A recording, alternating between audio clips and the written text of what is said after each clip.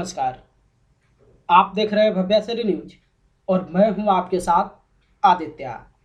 मध्य प्रदेश में मुख्यमंत्री पद पर आसीन हुए डॉक्टर मोहन यादव ये उज्जैन दक्षिणी क्षेत्र से तीसरी दफा विजयी हुए हैं।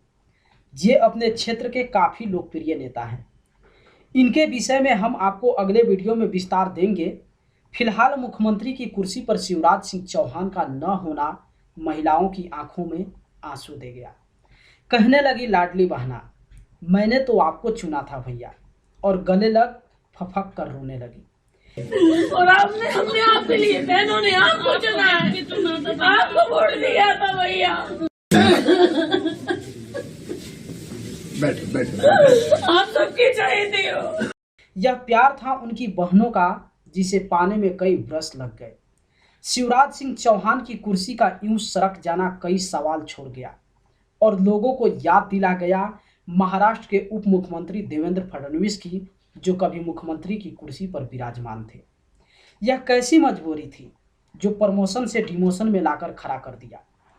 डिमोशन की वह दर्द भरी दास्तां जिसकी पीड़ा, क्लेश, वेदना से देश के लोग परिचित हैं, मगर उनके कदम डगमगाए नहीं और उन्होंने इस डिमोशन को भी स्वीकार कर लिया।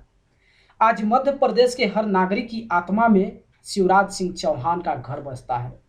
उसे कोई छीन नहीं सकता, मगर यह कैसी मजबूरी कि कोई कुछ बोल नहीं सकता, कुछ कर नहीं सकता। वहीं लाचार हुए शिवराज सिंह चौहान खामोश होकर बहुत कुछ बोल उठे। पत्रकारों के सवाल पर कहा, एक बात मैं विनम्रता के साथ कहता हूं, अपने लिए कुछ मांगने जाने से मैं मरना बेहतर समझूंगा, इसलिए मैंने कहा था कि मैं दिल्ली नहीं जाऊंगा। एक बात मैं बड़ी विनम्रता के साथ कहता हूं कि अपने लिए कुछ मांगने जाने से बेहतर मैं मरना समझूंगा, वो मेरा काम नहीं है। यह उनका स्वाभिमान था जो सभी के सामने बोल पड़ा और सच्चाई छनकर सामने आई। खैर, अब खेल खत्म हो चुका है। मतदान देने वाले बोल रहे हैं, मैंने तो मामा को वोट दिया था। ये क्या हो गया? मामा की कुर्सी छीन ली गई। जनता का यह पीड़ा मध्य प्रदेश के विकास को रोशनी दिखा रहा है।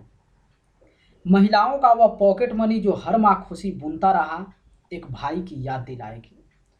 भारत में एकमात्र चकाचक शहर इंदौर इतिहास लिखा है। इसका श्रेय शिवराज सिंह चौहान और वहां की जनता को जाता है। वहां के नेतागण और जनता का प्रेम ही माहौल को निर्मल बनाता है। परंतु एक बात सत्य है जो मैं आपको बता दूं, शिवराज सिंह चौहान की कुर्सी का छीन जाना उन्हें गम तो दे गया, परंतु कुर्सी इसलिए भी छीनी गई क्योंकि लाडली बहना को दी जाने वाली प्रति माह 1500 की राशि चुनाव के बाद 3000 देने का वादा हर पोस्टर पर देखा गया था। तो क्या अब वो राशि बरकरार रहेगी? कहीं कुर्सी जाने का कारण इससे संबंधित तो नहीं? एक कहावत है, चींटी को अगर बुलाना हो तो चीनी डालिए।